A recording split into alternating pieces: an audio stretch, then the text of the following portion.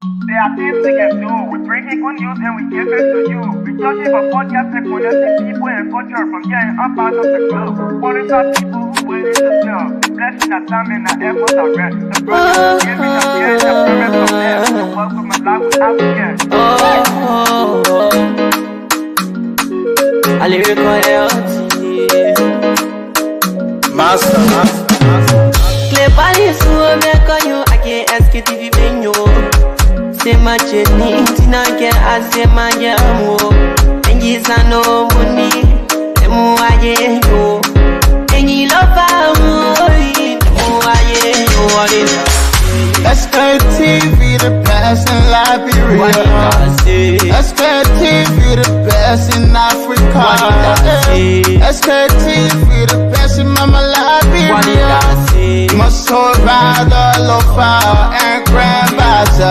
And I didn't ya to money, and I said ya to money, and I can't play ya to money, and I could do ya to money, and I didn't ya to money, and I said ya to money, and I can't play ya to money, and I could do ya to money, and I forget now ya to money. That's the baby, and I forget it now. Toss you work on my ya to money. Yeah. Sktv, the best in Liberia. Sktv, the best in Africa. Sktv, the best in Mama Liberia. Must hold by the lofa and grandbaza. There are things we can do. We bring it good news and we give it to you. We touch it for podcast and connecting people and culture from getting up out of the club. Qualify people who willing to sell. The flesh, that time and the efforts are rest. The broadcast we giving a real and the promise my best. To work with my life without fear. From Grandfather Nima to Lufa, from Riverside, River G to Chile, from Grand Crew, Bombing, Kidman, Montserrat, the San to Bacalu, from Maryland, Bonk to the Mikey B. We the best in the land, yeah, LIB. We the best in the land, yeah, LIB. We the best in the land, yeah, LIB. Sktv, the best in Liberia. Sktv, the best in Africa. Indeed, folks, good evening, good afternoon, good morning to all of you, our listeners, our followers, and our supporters. What a way to say the happy Friday to all of you on this beautiful Friday evening, the 16th of January, from a fact, the first month in the year 2026. Good evening again, people. We're back on the farm. You know, as usual, we'll come here to talk to all of our policy makers, our politicians, or those ones that control all of the policies and so forth, that control the power and into the positions. And you too, the citizens, the one that always keeping the torch burning. You know, it's because of you we are here, and it's because of us you are also there always, you know, putting batteries, or better stay recharging your mobile, or stay charging all of the gadgets to follow us. Indeed, that's a great way to go, and we appreciate all of you. You know, we thank God for you, even though it's not there, but some of you are always sacrificing, and that is the best thing to do in this life. Those ones that are supposed to eat, they will eat. The ones that are supposed to struggle, they will struggle, and we keep struggling. But again, happy Friday. Help us share the show. Those of you who just joining us today's Friday, and so many things to talk about. We have so many things to talk about here today on this beautiful Friday, the 16th of January. From our fact, happy birthday to those of you who are celebrating birthday, and those of you who are not feeling too well. Also, we wish you speedy recovery as you get glued to us this evening to listen to what we want to talk about. You know, we also wish you all of the best. If you are at the clinic, or better say at the hospital, and you log down to the broadcast, maybe by the way of a radio, we want to say which is speed of recovery. Maybe also home, maybe just from work, in trying to rest your body. Also, we wish you all of the best, and we say thank you so much for always keeping the torch burning in the midst of all of the struggle. Some of us, some of you, some of our people out there, and everyone who've been working for times in, time out. or life stayed the same. So we didn't give up. You just still have to keep working. And because you still have to survive, you have the children, you have the family, you have people to take care of. So if you give up, then that means the family will now struggle, be in the streets, and be back in here and there. So again, thank you. Thank you very much. Share the show, people. The show will be interesting. We'll continue with our discussion on yesterday. I guess that there are a lot of you that have interest in what we were discussing on yesterday. There are claims and counterclaims as to who the cause. Liberia was posted, or in fact, Liberia been maybe placed on the visa restrictions. Other government supporters. There are also shifting blames that is because of some of our brothers and sisters on that side. That's why, or maybe the behavior, what we call maybe the welfare, is because of them that on the welfare. That's why the U.S. government decided to place Liberia on the visa pause, or the immigrant visa restriction for now, or visa pause for now. So again, other people are saying no, it's not because of us, it's because of you people behavior, the behavior of your government, the behavior of the way some of the government officials behave. That's why the U.S. government is now placing you people on the visa restriction. So all of these things today will be asking all of you out there, these claims and counterclaims and so forth. I know some of you who are also watching or following us, you will also have your say this evening.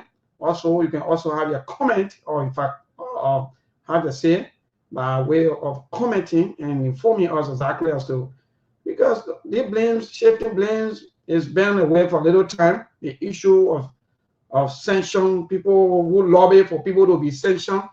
Yes, you know, how did we arrive here? These are questions that we'll be asking each other this evening. How? That Liberians will be lobbying for their fellow Liberians to be sanctioned. By whom? By different group of people, by people who live outside of their society or their country, by people who are of different color. You know, that's a society, that's the life. We carry our complaint to foreign people, telling them, oh, my brother or my sister only start doing this, doing that. So for me, I don't think I'm able to handle that situation. So you come and handle my situation. Can you imagine? That's the lifestyle that we've been through for a little time now, that almost all of the time we will carry our complaint to the U.S. Embassy, carry our complaint to the U.S. in Washington, lobbying for people to be sanctioned, and at the end of the day, because of political expediency or because we want to get political power, and when we get this power, we ourselves too, we also abuse the opportunities, and at the end of the day, we plunge the country even into more chaos. Again, so we'll be asking you people, please help us share the show. Mom will soon be here very soon. Brother Ali will soon join us, and Mr. Dollar will also be here this evening with us on this beautiful Friday evening. Help us share the show. I'm doing that already. So these are talking points that we'll be talking about, and we'll be asking you out there. I know you've been following all of the politics for a little time, and I know you'll be asking yourself, how did we arrive here? How come Liberians are so hateful? How come we hate each other to the extent that we don't even want to see the ground that other people are walking on? How? And we take other behavior also into other working places, other places, you know, even into religious. If our people also have the behavior, even into churches, this behavior are there. The issue of hate. So yeah, so help us share the show. I have this video from one of the panelists of the Spoon Network. Let me see quickly. I think for me, I'm 100% interested in what the man was saying. Yes, I think he's elderly man now. Yes, so we'll call him.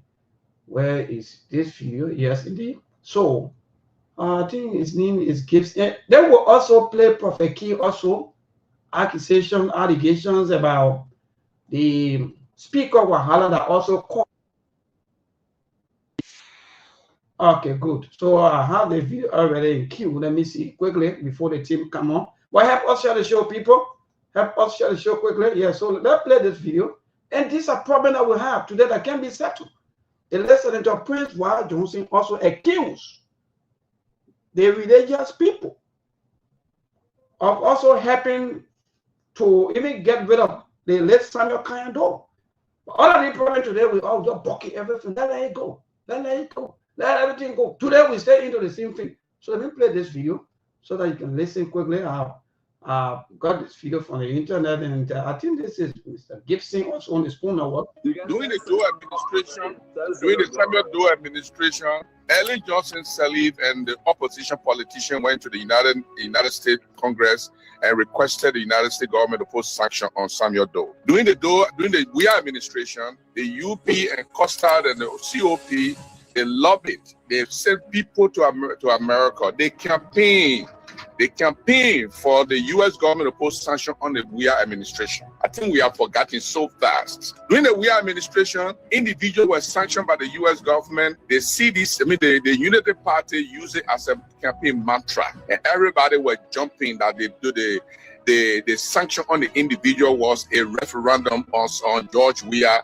And so George Weah is not competent to lead because his ministers, his officials were sanctioned. Also, I want to also bring attention. You see, when we are doing something, we don't think. Liberia was placed on yellow line during the first year of Joseph Boakai. Liberia was placed on yellow line. The rest of the other countries were giving sanction, and Liberia was left off the hook, placed on yellow line so that they cannot be sanctioned. Sierra Leone was sanctioned for 15% of visa overstay. Ghana was sanctioned for 10% of visa overstay. Liberia was left off the hook in 2025. Then Louis Brown appeared at the United Nations. Having known how the U.S. government diplomacy behaved, the Liberian government have voted with United States government more than any country in the world. But Louis Brown decided that he was going to side with the narco terrorists, with Venezuela President Maduro, and condemn the United States in the presence of the United States ambassador. And while other countries who were not even traditional friends of America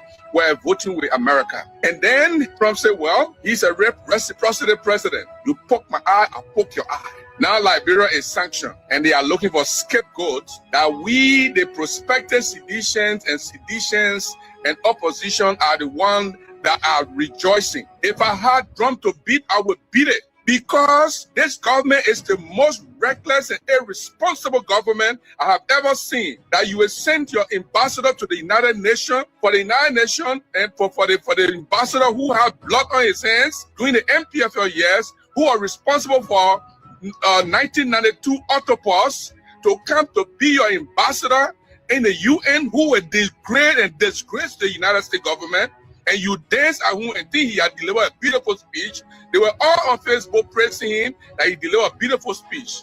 And now they are looking for a scapegoat. The opposition are celebrating. From now on, anybody has a drum to beat because of this, call me, I will dance with you. This is the reciprocity action that the United States government have made against the Boakai administration. You cannot be so reckless.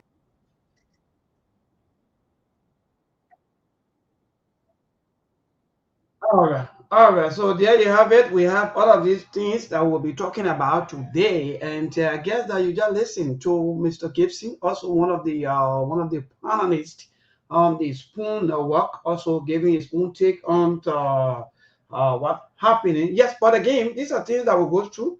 We look at people who also committed all of these crimes back home, and we give them positions. So we've been giving them positions. We've been voting for them. We've been giving them all of the highest seas of our land. Yes, indeed. For maybe for some of us, these things are all unique. It's good. Let's give these people positions. Let's better their lives, and let's forget about the young people. Again, yeah. Working people. We have so many of these videos together we will play it, including Prophet Key also his own say against the current speaker of the Republic of Liberia. So again, that share the show, people. It will be interesting this evening. The show will be more than hot, and I guess you won't even be away because you want to enjoy it and you want to listen. Mr. Dollar is already setting up, but please help us share the show. Yes, indeed. How did we get here with all of the things that we always do to each other, fighting one another, fighting so that somebody can be censored? You know, one of the terrible things is that if you have your own issues, for me, before Mr. Dollar and maybe another group of people, come on. If you have your own issues and you're not able to solve your own problem, but you're looking for outside forces to come and help you solve your problem, and you are the one who always boasting of Liberia is an independent state, Liberia is this and that, Liberia is all in all. Look, sometimes we have to be real to ourselves. I think the way America even looking for on another land, like for example, they want Greenland. They give Liberia to America one for me, if you ask me. It would be better that we just give Liberia up maybe for someone trusteeship. Because I think from all indications, it just speaks that we are not ready. Every little thing that happened to us in this country, we will run straight to the U.S. Embassy. People will go America. Okay, yesterday you said Jefferson Kojile, for example, he committed all of the crimes, he killed people, allegedly, he do this, he do that. Today, where are we today? How far have we gone with the investigations? The Liberian National Police come out and said no. Jefferson Koji was falsely accused of 3 missing boys. Or Jefferson Koji was accused of this and that. But some of the informations from now on, they are not true. Even when people have sanctions, we want to know, Liberians want to know how far. Oh, what are these sanctions? Are all political sanctions? Well, anyway, Mr. Dollar is here already, no time to waste. Mr. Dollar, good evening, good morning, and good afternoon. Yeah, good evening. You and I were on the same time, fella. UK and Liberia have the same time. So good evening to you, my dear brother. I'm so glad to be here with you tonight, fella. Yeah, go ahead, Mr. Dollar, go ahead. So basically, I don't have much to offer right now, and we should get back to our tenant issue based concerned about the situation that's going on in our country, the way the people are fabricating story, and which is not in the best interest of our country. And one thing that really concerning me is, why is it that we don't want to practice the way that we want to be independent, to live as an independent nation, to do something better for our country, so we can be struggling to say, oh, I have to go to America, I have to go to Europe, I have to go to Ghana, you know, all this kind of stuff. If Liberia was at the best place in West Africa in the late 60s and 70s, why we can't think about that and bring the country back to that level? That's my concern right now. So I hope we will have a good leaders that will make sure that and drag our country into that level to see how best our citizens will enjoy their little life, because we don't have much time to live on Earth. Oh yeah. So the short time that we can live here, at least let us enjoy it, because most specialists maybe when you reach to the age of 75 to 80, 90, there's no more enjoyment. Honestly speaking, when you reach to 80, no more enjoyment. You're only living to see the other people. That's it. But the one that human being call enjoyment, you're not part of it. I don't want to be too rude on a public domain right now to make a statement on something that people classify as an enjoyment. I don't want to talk about it, but you know, as a married man, I know as an elderly person, what we call enjoyment. Food, you will not have a good food to eat. Even some of the important things that you want to do, you won't be able to do it when you reach to the age of 80. So the short time that we have on earth, while we can utilize it properly. But we have a draconian politician every angle of our country, just exploiting the nation. The little money that we supposed to share with the average citizens of our country. There's few group of guys sitting down somewhere, they call themselves lawmaker, and consuming it, and nothing coming out of it. So I can't understand. So basically, for me, sometimes when I say that, I say, why should I cry more than a bereaved? But at times, sometimes you cry more than a bereaved. Because if the bureau does not know what to cry for, you seeing it, you need to at least stand up to at least to advocate for it. So that's my message tonight. I hope to be here, and thank you very much for allowing me to be on the top show. Thank you, Mr. Dollar. Saying you talk about the issue of time, because I think in that your statement about enjoyment, that means you are absolutely talking about time, indeed. So our time spent on this earth is short. Like what Mr. Dollar is saying in maybe in the simplest form. Sometimes some of you keep waiting for feature that you can easily see, feature that you have no access to, feature that even 50 years from now on that you will not even understand. So in the simpler form, Mr. Dollar, you're right. The most important life I think I see for me is from 30 to maybe 45 or 50. But beyond that, Mr. Dollar, you are living up by the grace of God. Even now and then when you hit 40, people already start calling you Pape and Yeah. Oma. So why are we treating each other in this form and manner? That's a beautiful statement. That's a beautiful question, Mr. Dollar. The issue of wealth, the issue of money, all of these things, we all came on this earth, we met these things here, and we will die, we will leave all of these things here, Mr. Dollar. But people who've been struggling, who've been working, they can easily get access to any good life.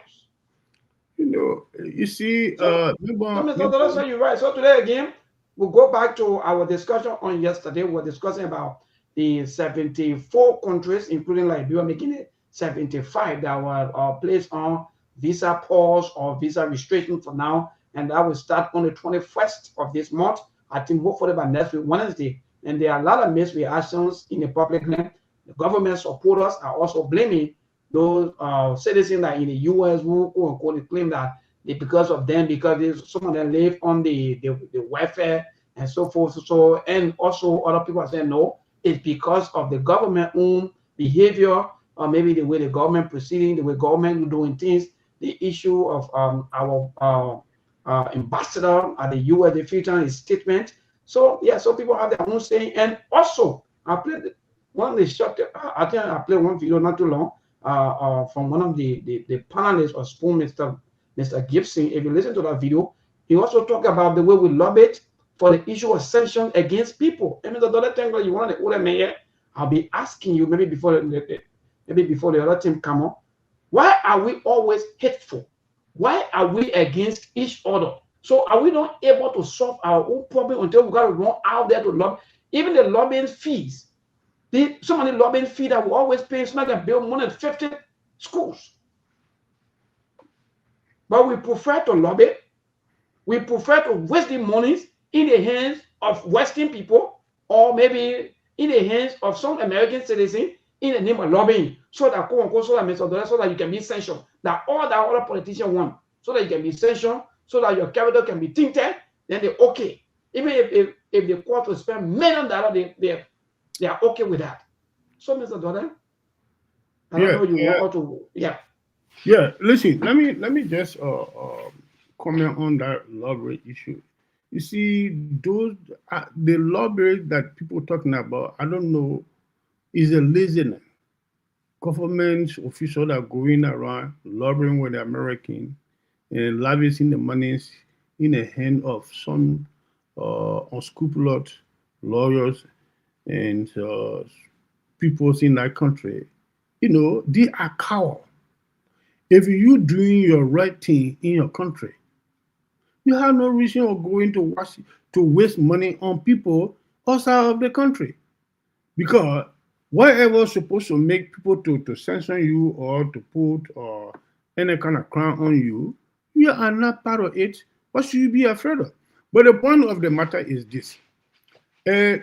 When people are doing things wrongly, they will always look for avenue to cover them out. So they go around to do their lottery systems and things in the West. So in case when their name pop up tomorrow for any punishment international wide, and some lawyer will be there to back them up or to make sure that to block this kind of action to be taken on them. So these are some of the reasons why they do this kind of lobby. Because I see no sense in going to lobby for sanction to come to someone or for you not to be sanctioned when you're doing the right thing. So I don't see any sense in it. So those that are doing it, they are cowards. I classify them as a coward, to be realistic. Sometimes it's come out, they say, oh, we go and lobby to see whether we can get some funding from the international community and here and there. When you're sitting down on top of deposits, we call it deposit money, your country is rich, Liberia is rich. If we utilize the little resource we have, everybody will be sufficient. Everybody will go to good, free educational system. Everybody will go to a hospital of your choice, and people will be able to get jobs. Government will not be able to employ everybody. But when the little resource government get and spread it out, and private entities have been given the opportunity to establish a business. You see, in the West, maybe the government depends on the private citizen, the entrepreneur. They are the ones that provide jobs for the citizen. The government's employment is very little in the West, more especially the country where I am. Can you imagine the national securities like the police, the vigor, the news, enough for government? If a private entity, they hire them up. We cannot able to establish something like that in our country. For what? Because of the corrupt system. The little money that the government take again to buy the vigor, operational vigor for the operators, they misuse it as well. And people look at government property as a dumping site. So it's very, very ridiculous, to be very frank. I don't know how we're going to change from this kind of attitude. I bet you right now, you see the motorcycle the Chinese give it to the Liberian government. Maybe I give you 6 months. You will see how they will be packing So, Mr. Daughter, in short, are you saying, because let's go back to the issue, because for me, I'm very interesting. I'm also thinking about playing this video. I don't know whether yes, let me see, let me have the video play maybe for the second time so they can listen to what Mr. Gibson was saying. Because this is not only unique to this government, these are kind of game that we've been playing for times. We have numbers. And at the end of the day, we still keeping our people into abject poverty.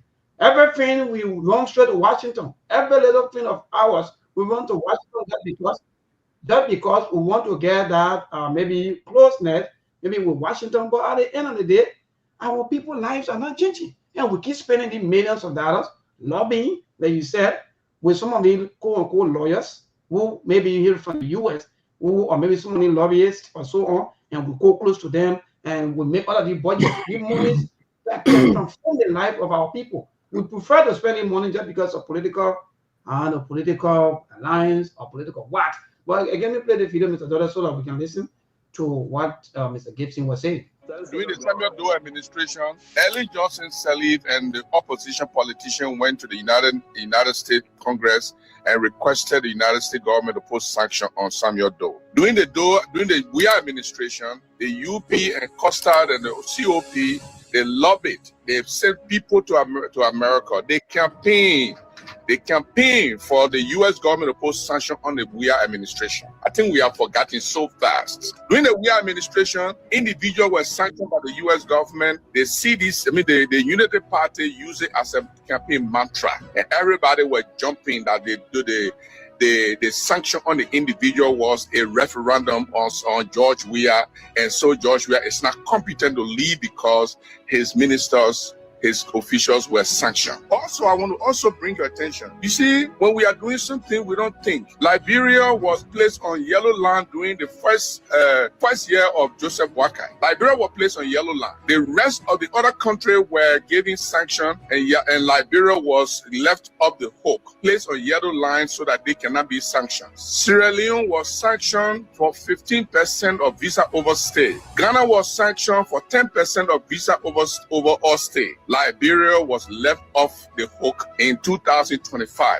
Then Louis Brown appeared at the United Nations. Having known how the U.S. government diplomacy behaved, the Liberian government have voted with United States government more than any country in the world. But Louis Brown decided that he was going to side with the narco terrorists, with Venezuela President Maduro, and condemn the United States in the presence of the United States ambassador. And while other countries who were not even traditional friends of America were voting with America. And then Trump said, well, he's a reciprocity president. You poke my eye, I poke your eye. Now Liberia is sanctioned, and they are looking for scapegoats that we, the prospective seditions and opposition, are the ones that are rejoicing. If I had drum to beat, I would beat it, because this government is the most reckless and irresponsible government I have ever seen. That you will send your ambassador to the United Nations, for the United Nations, and for the ambassador who have blood on his hands during the MPFL years, who are responsible for 1992 Autopause, to come to be your ambassador in the UN, who will degrade and disgrace the United States government.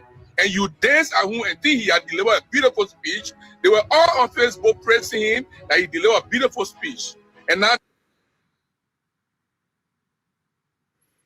yeah. Mabel? Yeah, so Mr. Dollar, so you listen? What yeah, I listen. I listen to A from start to finish. Let me just tell you something. As you just said, I'm an older person. I saw a lot of things. The starting of Samuel Doe administration to the end, I was in Liberia. You understand what I'm saying? I work in that government up to the end. So, what this gentleman is saying, he got no sufficient evidence. You know, we got something we call circumstantial evidence and real evidence. All right. He might have a circumstantial evidence, but he doesn't have a real evidence to associate the fact that these people are lobbied for the sanctions of Samuel Doe administration. You understand what I'm saying? We do agree that Ms. Ellen Johnson Sirleaf, they were not in good terms with Samuel Doe at all. They could be going around to tell the American government Samuel Doe is not treating the citizen right. But the Americans are not naive to just accept somebody coming with story to them without having any evidence. You understand what I'm saying? Where our problem began with America strongly was once Liberian government decided that they said, look, enough is enough. We don't want to be a sycophant or puppet to the American government. Even your debt, we will pay it. Some of us were working the government at the time. They asked us to pay. They asked every single employee and citizen to come out with little amount to make that payment. That could be one of the reasons why the American government got angry with Liberia. You understand what I'm saying?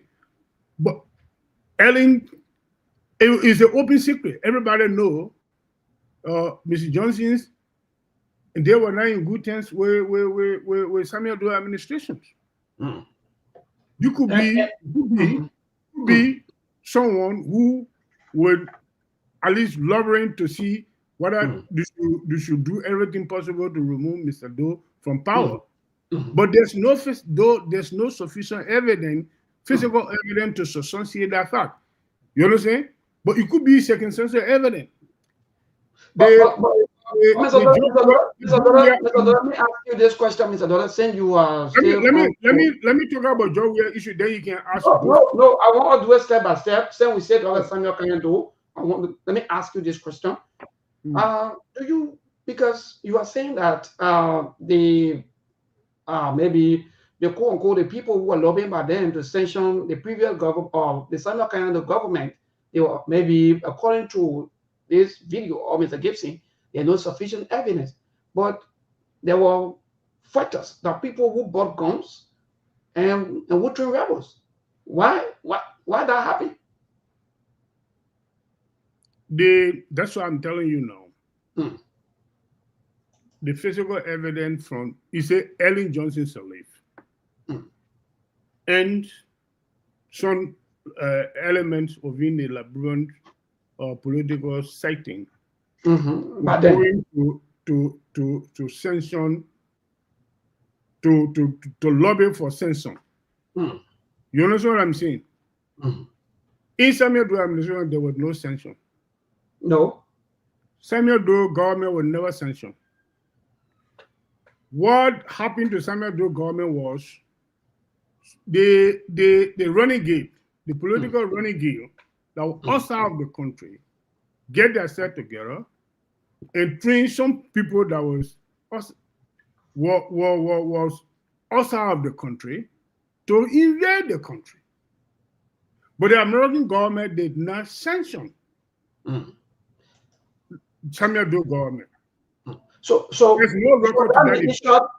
In short, Mr. Doe, so that means you are saying that maybe by then maybe the lobbyists by then they were not able maybe to have to get that kind of thing that they were lobbying for. So that's why they resorted to something else. Is that what you're saying? Bringing rebellion, because I was in the government. They brought a rebellion on the administration of Samuel Doe, because those who was outside of the country were not in good time with the Samuel Doe administration, never had the means for the American government to censor Samuel Doe government. You understand what I'm saying?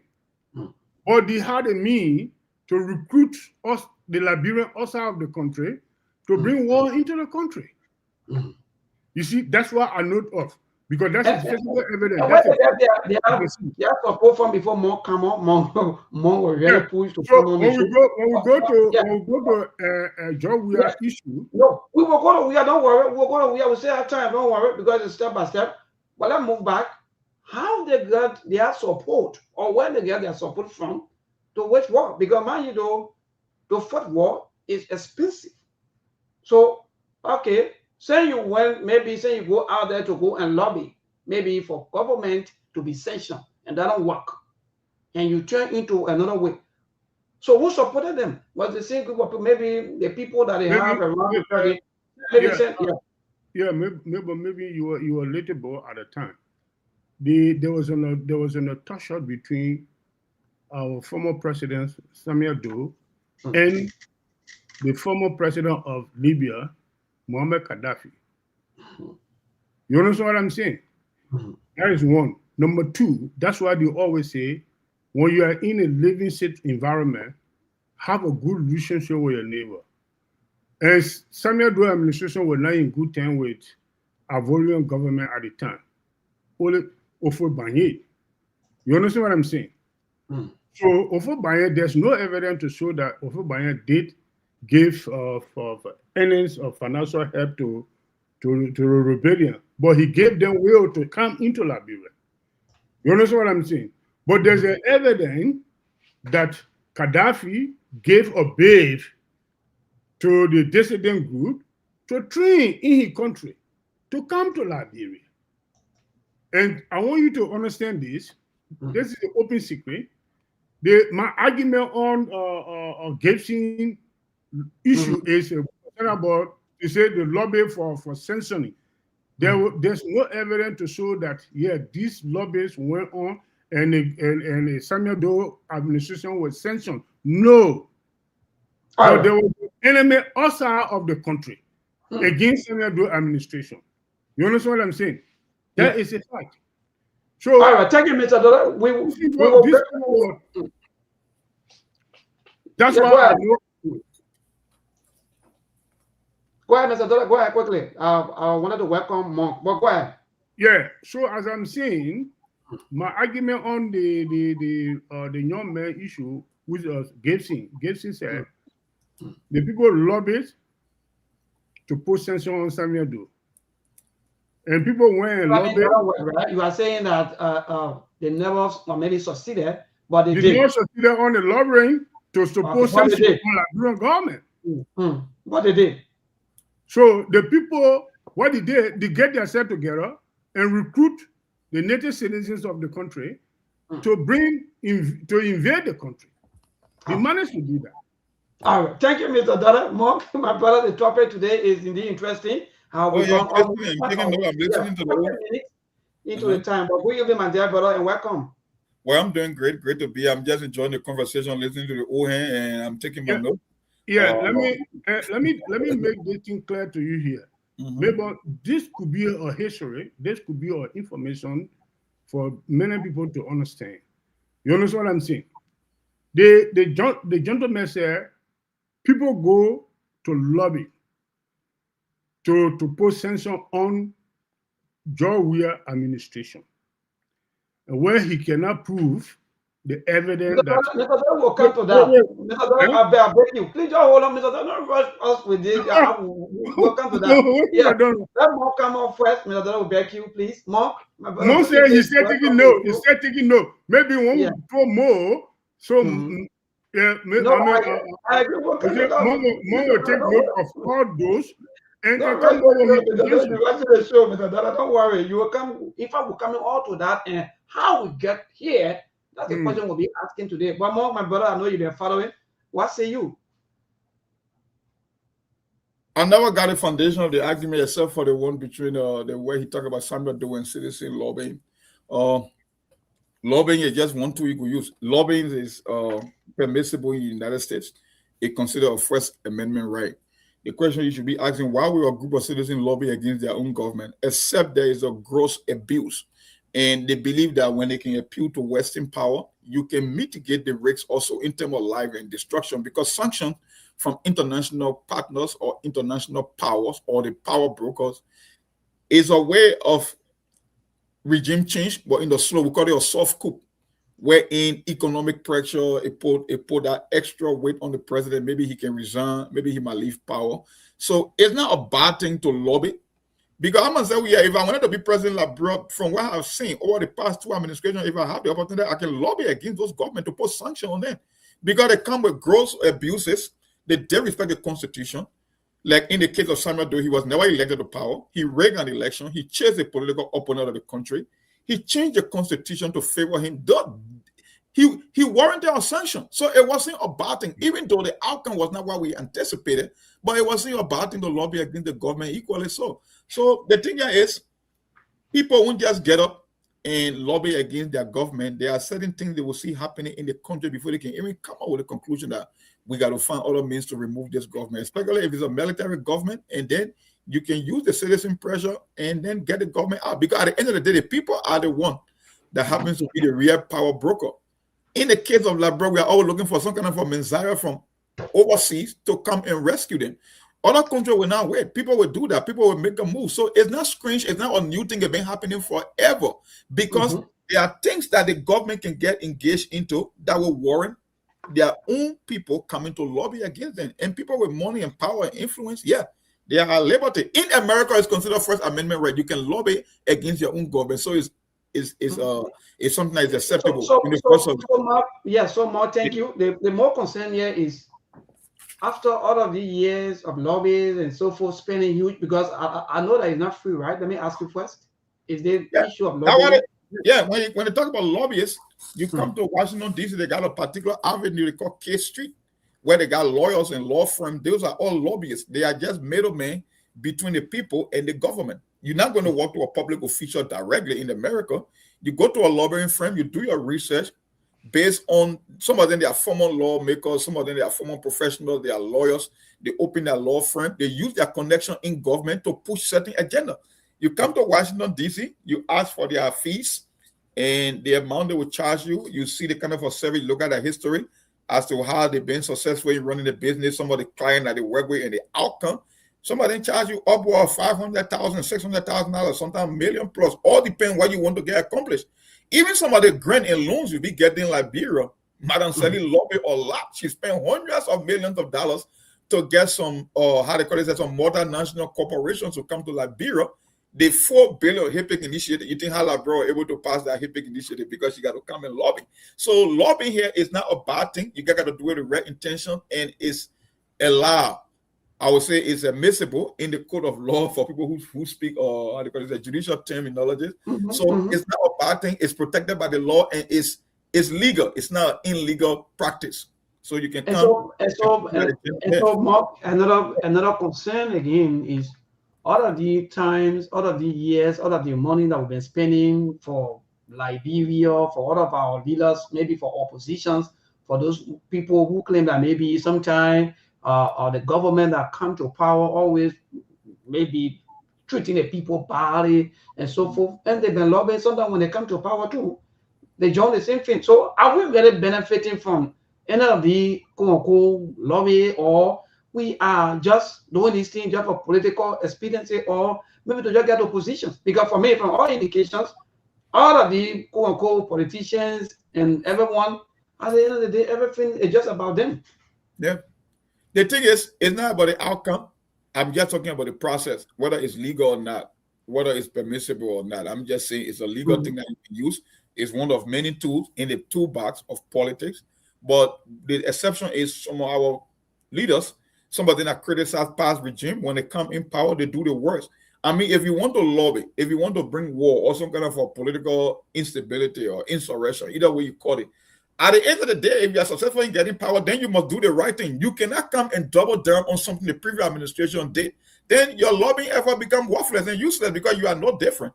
There are things that you won't do that it cannot justify as to why you lobby. If I want to lobby for Liberia, then it means I want the best for Liberia.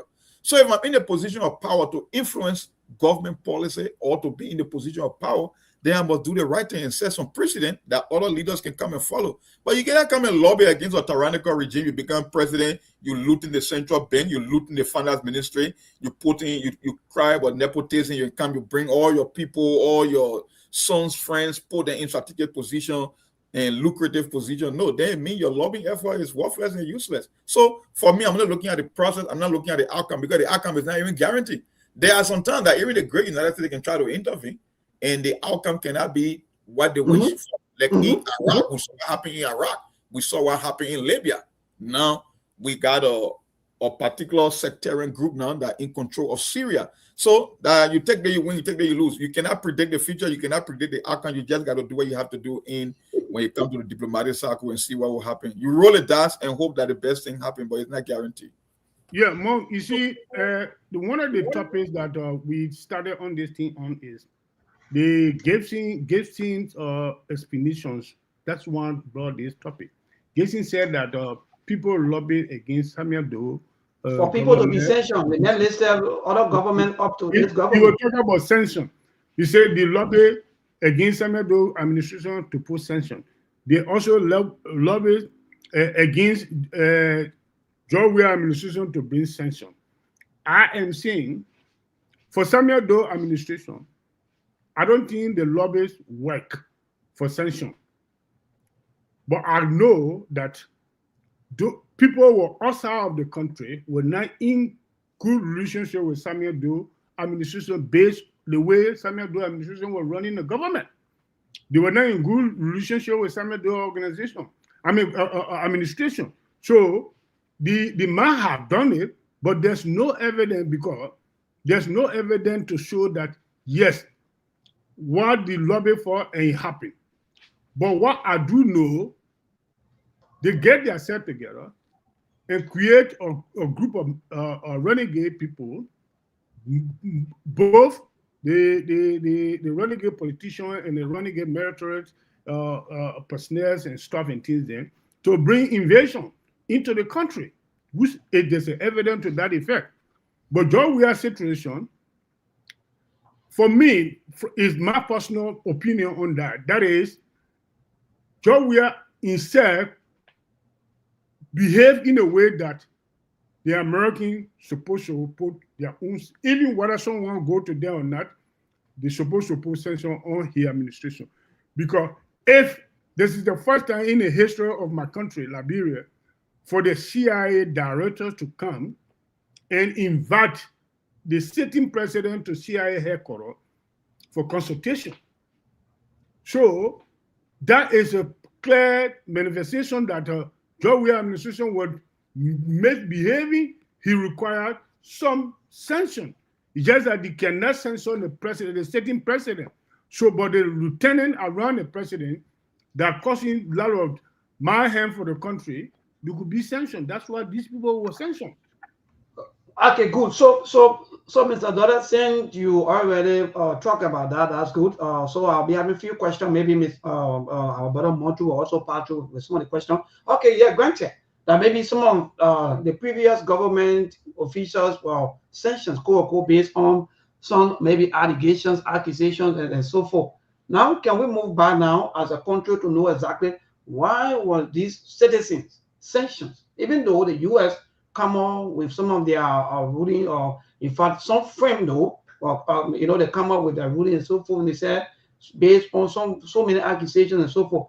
Now, quite recently, the Liberia National Police also released that Jefferson Koji was accused of doing some terrible things. But now the Liberia National Police said quite recently that no, Jefferson Koji is not part of this other maybe the other crime that he was accused on. So, Mr. Dollar, can we all Liberians know exactly why were these people sanctioned, and what are our government themselves, what they have proved on all of these things? Because I guess that because of the happening, that's why they were sanctioned. Can we know too, Mr. Dollar? Yeah, thank you very much. For Jefferson Koji issue that he just said, he said the police have come out to clarify. Awesome, to indicate that he was wrongly accused.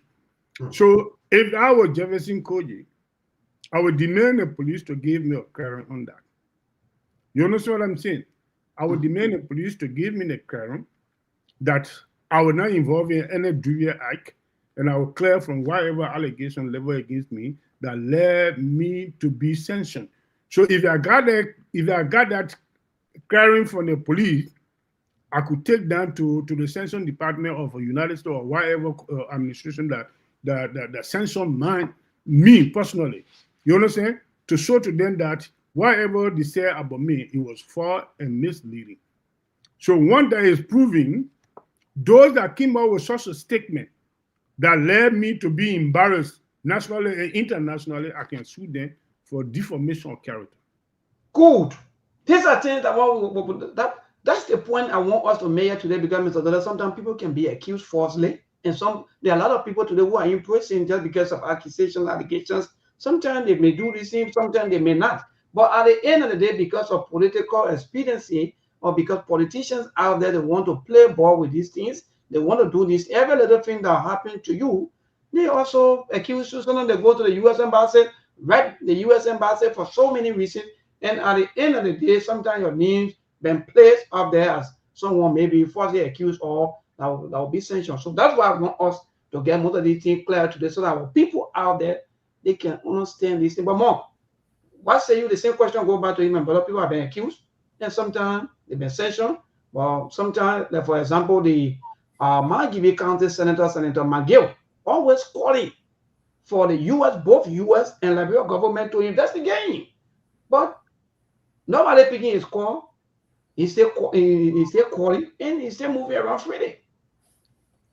Well, I don't know, because in the case of Liberia, it's very difficult. First of all, you got a corrupt justice system. People don't follow up cases. You got a bunch of rumors and people being targeted for the wrong reason based on just mere propaganda. But the fact of the matter is the justice system is so porous, it's so weak, it doesn't hold people to account. So I know people that committed crimes in Liberia, but they still walk away scot-free just because the government is lazy to follow up. And matter of fact, the people that are even in power, they are even corrupt. So sometimes when you implicate yourself, you don't have the moral or fortitude to go after people that committed almost the same crime as you. It doesn't mean that they never committed any crime. And you got to understand that they got individual sanctions, then you got an entire government administration being sanctioned. Like in the case of Chastity, the entire government was sanctioned for exploiting resources, violating regional peace. They got issue about they wanted to cut off funding because he was illegally selling diamond and timber on the world market, undercutting the price. So there were so many reasons why the entire government. In the case of our government, there were 3 individuals that were sanctioned, not the entire government. So, like I said, That's why I believe in Liberia. When you do all your analysis at the end of the day, you will come to the conclusion. If Liberia is going to be transformed, it won't come from the ballot box. Because even the people themselves that are going to be pushing for this thing, they have no interest in it. And I tell folks, if you want the U.S. government to act on your behalf, the people must show resolve. You saw what is happening in Iran, or what you witnessing what is happening in Iran, when Trump made a statement that if you keep going after the people, because it's their right to protest, they can alter the government if they want to. But if we got a red line. When you cross that red line, then we'll be forced, because America has a moral obligation around the world, apart from the military and the economic might. No, the war bodies, the powerful countries, they are also held to a high standard in terms of moral obligation, because when you're a big boy and you're a superpower, you cannot just allow some individual to just run roughshod over entire country. Most especially when the people go against their government, then Uncle Sam will have to step in. In the case of Liberia, there is nothing that the government can do that would make those people to say, you know what, enough is enough. They will still play the politics on everything. Look, you can become a president in Liberia, you can come and loot the entire central bank. You will walk scot-free, because the first thing, more than half of the country will take your side fresh. Automatically, without doing anything, before we can start considering the kind of illegal activity you have been engaged in. So in Liberia, I don't think pressure or protest going to work against any government, no matter whether they see on an industrial scale or not. The people are not serious for their own country. And you got previous government and present government in the same corruption. They all implicated themselves. Look at the central bank issue where they missed the printing of the extra, or how they call it, legacy notes, the MAPO exercise. What happened to the new government? The moment they came, they approved an immediate budget, they started spending, they started stealing in the name of constructing roads. So you cannot come and start stealing and go after another road. That's what the problem is. And we are not ready to pick leaders outside of the bare way. We want to go with these same traditional parties that already have a record of being criminals. So the entire country gets a waste of time. That's why I keep saying, if Liberia will make progress, it can either happen one or two ways. Either, maybe three ways. Maybe, I don't know if it's late for Liberia for to adopt trusteeship or supervised administration under the UN, when we had our opportunity in 2003, we let it to go. Or maybe by some miraculous intervention, maybe we will go outside the traditional unity party and CDC thing.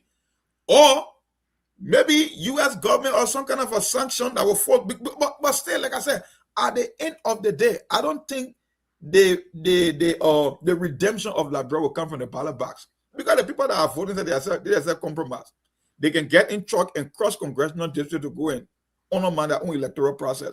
So if the people that are voting are corrupt, the people that are in power are corrupt, then who's supposed to bring about some kind of a redemption to the country? It will never, ever happen.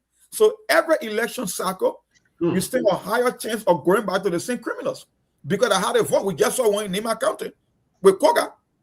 Today he's a senator. He was elevated for doing nothing. He won an election. Why? What are the merits? Nobody can give you the merit because of how the people voted. So if you think that 4 years from now, Liberian people will go and stand in line to do something totally outside the traditional politics, then you are technically wasting your time. It will never. So that means in the shortest, maybe 10 or maybe understanding, you are saying whether you go to Washington, whether you lobby, whether you do anything for people to be sanctions, it's just a waste of time. Because how are you talking about our laws? And you're right. There were people who campaigned, and there were people who also voted for this government because they believe that when the government come to power, they will be able to go after people who committed crimes. Only today for the government to also do the same thing that they accused other people of doing yesterday. So, no, you're right. So it's like when our judicial system is weak, to the extent that almost all of them, they are friends, they are brothers and sisters. Can you imagine though, the law of our land tend to friendship. Most of the people, they have the people as their lawyers. They pay them every month. Some of you don't even know. They have the people as their lawyers. So before you come to yourself, you go see, maybe even your own, the chief justice or whosoever, you go see the lawyer for someone. That's the kind of society that we're running. And more, my brother, that's why when I see our people abusing one another, thinking that change will come just like that, I can be thinking, no. And you never more. For me, if you ask me today, I prefer trusteeship because it will be the same waste of our lifetime. Yeah. Tomorrow we go to elections. Every time after elections, they wait for another election year to come and say, no, wait, how long? 2029. We voted 42 new lawmakers. Only for us to go back to the same stuff. Thank you. To go back to the same worst things that the other guy was doing yesterday. So more for me, I don't even have the confidence that even whether you post this in the party, whether when any new leader come, as to whether they'll be having that courage, because the system already rotting. It will take all more time. Yeah. The thing about lobbying is the first thing you want to establish in the case of Liberia is to make sure the reason the lobbying will even work. You first have to weaken the president internally, right? When the people go against the president, no matter how powerful you can be, having even the biggest military regime, your government will crumble.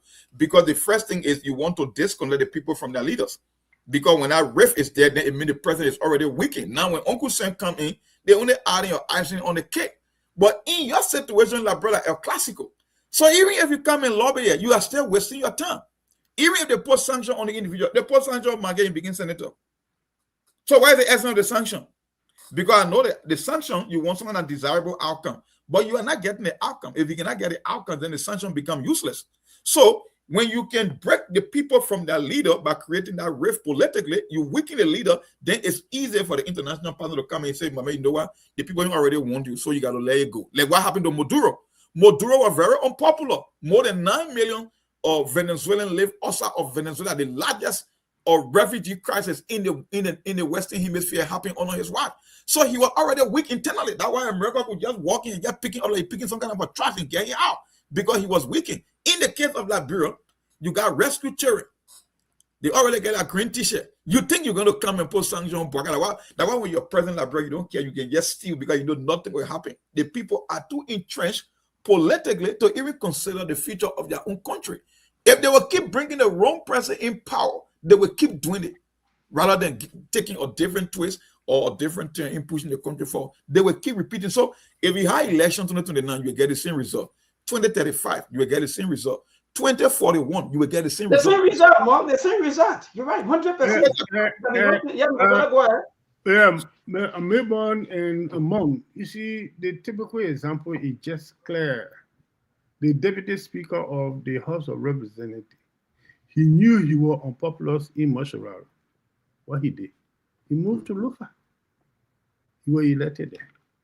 You see, what happened with this year is best solution to our Liberia problem is revisit the Constitution to introduce something we call pre-charge. Those that were in an elected position, whenever they commit any crime, the citizen will have a right to petition. Whether they in power or the outside of the power, to petition then be prosecuted. If that is amended in our Constitution, I think that will put little fear into these people. But right now, so long that is not happening, to say when somebody do something in an office, and it should not be who are accountable for it, and here and there, and rest of it, the president, the vice president, speaker, and blah, blah, blah.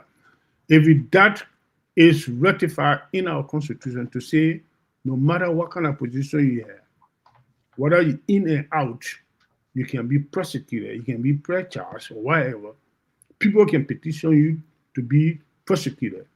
If that is in our Constitution, that will put some fear in them, they will misbehave. They will behave themselves well. All on that. Yeah, Mr. Dora, to that, let me be quickly 30 seconds, Mr. Dora. Even to that, Mr. Dora, let me just say, Mr. Dora, no matter which type of law you put down, Mr. Dora, these people, they are the ones that control all of the laws. Yeah, listen to what I'm trying to say here. You see what happened? They let that be in our Constitution, and we do some changes in the lawmakers and some other elected leadership position in our country, and see how you go from there. You understand what I'm saying? You have to try something from somewhere. But the people know that when they are in power, look at what happening to Mr. Weir. And the former president of our country, Mrs. Ellen Johnson Sirleaf, who take the responsibility of Nuka saga, and nothing happening to her. And what happened to Mr. Weir? All the allegations leveled against him, he moving around freely because of the immunity. So this immunity need to be looked into and to see how we go.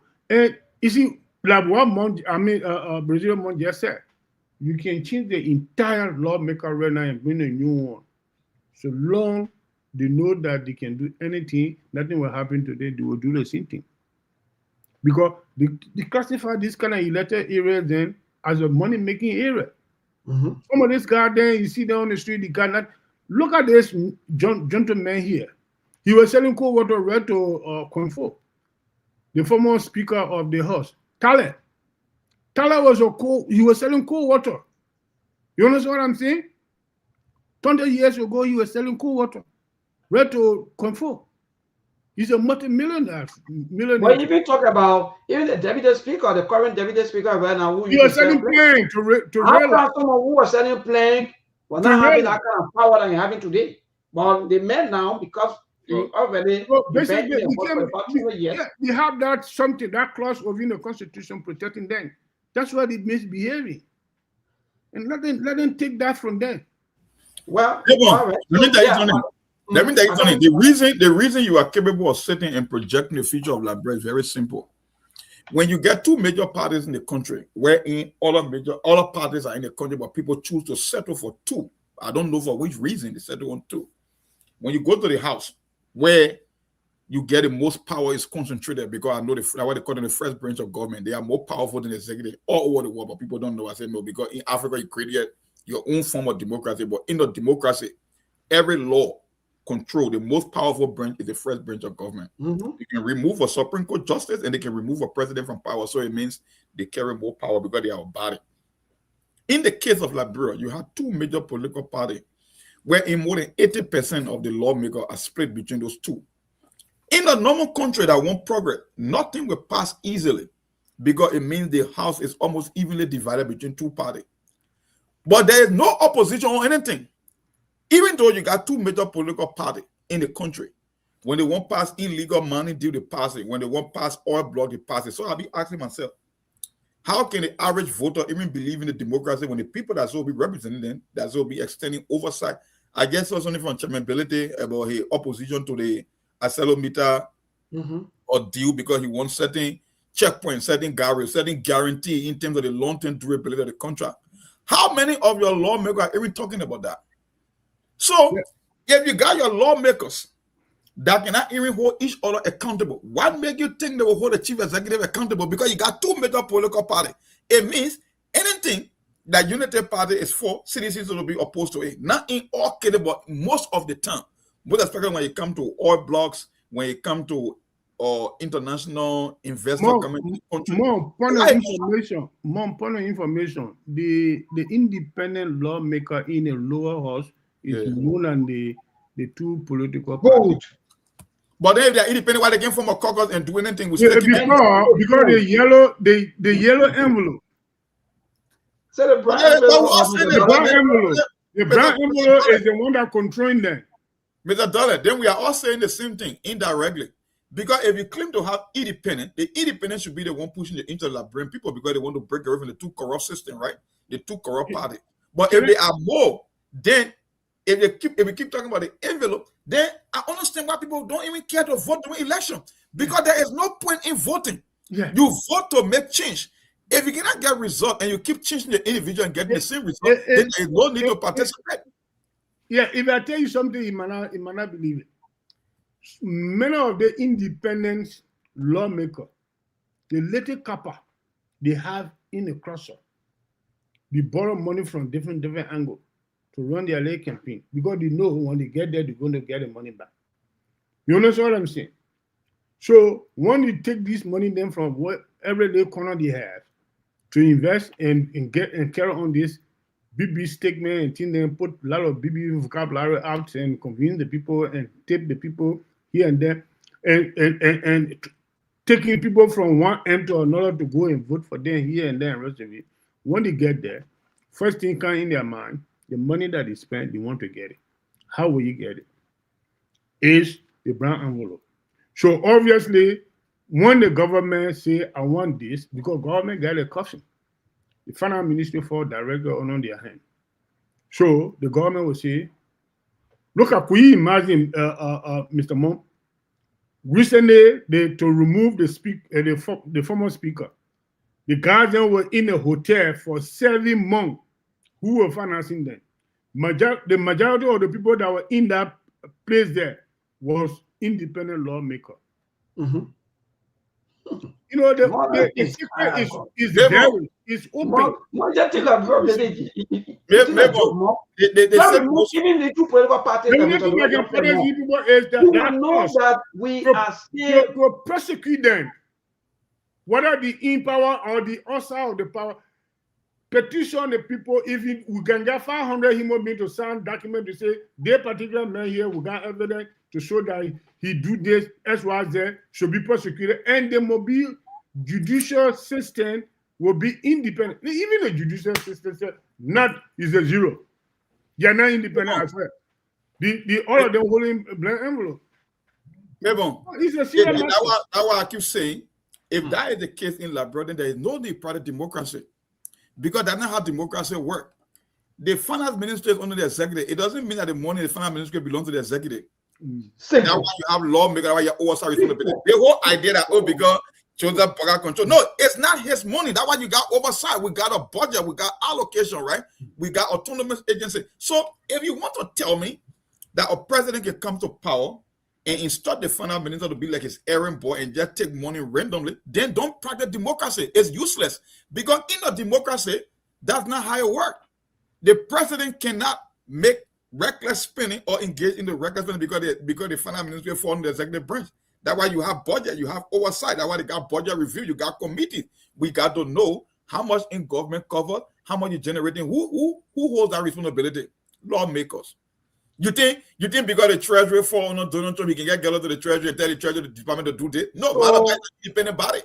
So that's where our problem lies today, just because the executive control the security, the executive control the finance, so they think that they own the people. Let me take more. You see, and so now we tell people that we have the kind of bad or maybe system or policy will be a democratic. No. The executive control almost every academic. So the reason why you see some of the people today, they are switching from being independent to another political party or maybe to pledging loyalty to some of the ruling party is because they have to get something.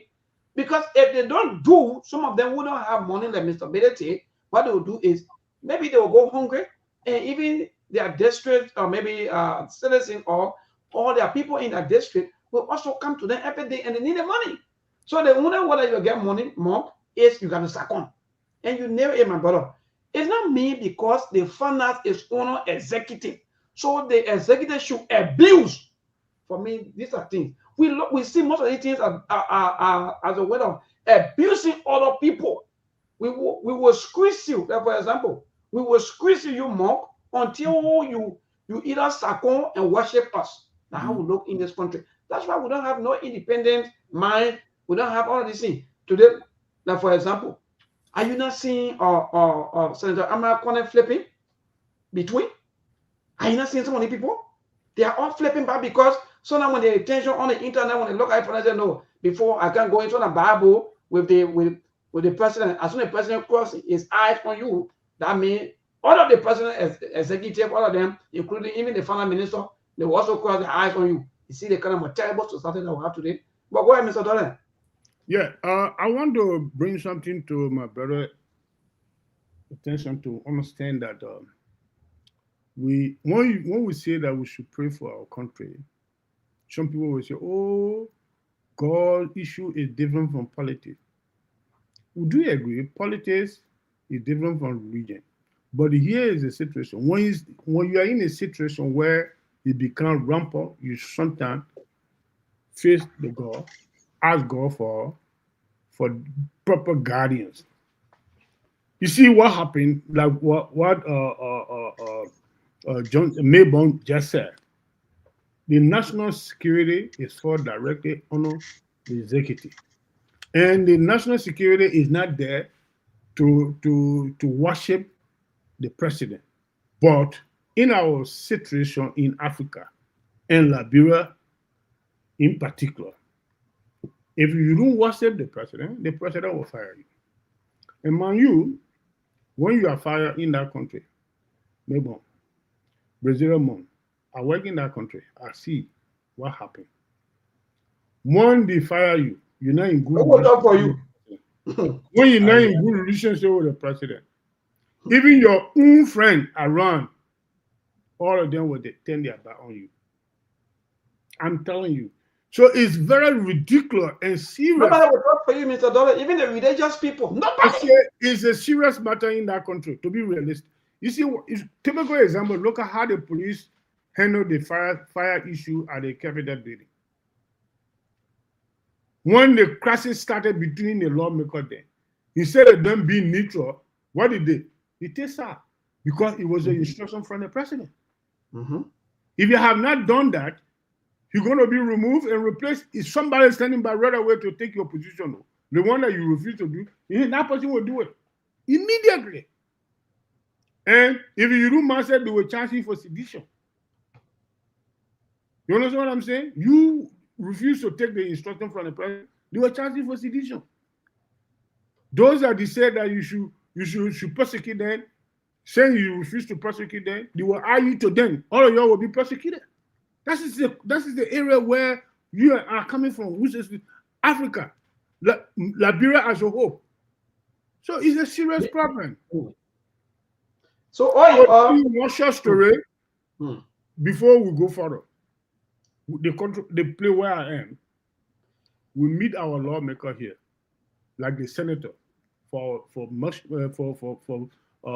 Manchester. One of the senior senators of Manchester, we call it MP. Mr. Dollar, please, 1 minute, let me bring on AB. Alitian got on AB getting used. Yeah, AB show is out today. Thank you. Yes. Okay, but go ahead, Mr. Dollar. As I was saying, we meet the MP. The organization that went to go meet the MP was the minority, the black minority group. We went and meet the MP. The representative from Sierra Leone told the MP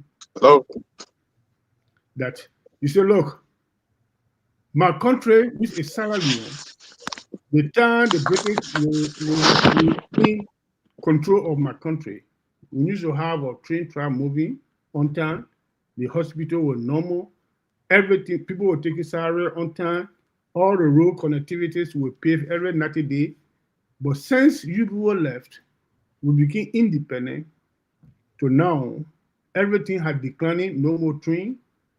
Road connectivity is down. Hospital zero.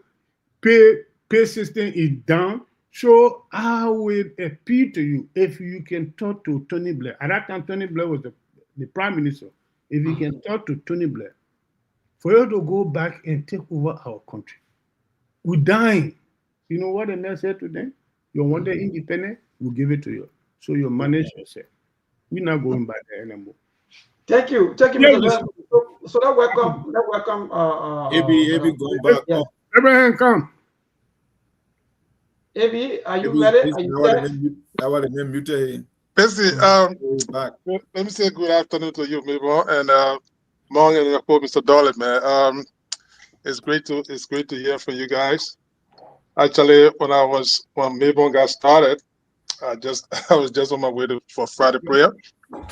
But it's great to be back in between. I heard you guys. The first topic Mabel was on what had to do with that statement from the United Nations stuff yesterday from other panelists from other stations. But just to piggyback on what you guys were talking about with the issue about accountability and what's unfolding in Liberia in terms of the lawmakers and of course the executive. Guys, look, these things that we are talking, we will continue to talk in perpetuity. It's not going to change the realities on the ground. Look, Mo, we are forgetting just so quick. The first thing that happened under the Joseph Boakai government was the fact that immediately this man took power, he changed the central bank governor and put his kinsman there. And not only that, they immediately transmitted $88 million. That up to today's date, you have no accountability for that. 8 million, not 8,000, $8 million to pay back a debt that they will own a commercial bank. And that commercial bank, they took the very president for that commercial bank, and today you have me as the governor of the central bank. You have no accountability for that. You understand? So for you to think that such a leadership will come in and then he say, oh yeah, they are the messiahs, that they will come and then give you hold people from prior government accountable for things. What are you going to hold people for? What in fire is like they say your hands in the cookie jar. And all of those things that you fabricated, a lot of those things that they fabricated them to talk about, oh, this man, some of those people, in fact, not only financially, some of them morally, that the guy maligned. Today they are being some of their own sanctions. They fabricated story that in fact they had a group in Central Monrovia that was literally killing people, and so forth. Those stories up to today's date, you can't hear anything about it. But because the desperation of the current leadership wanted to come to power, so some of those stories are fabricated.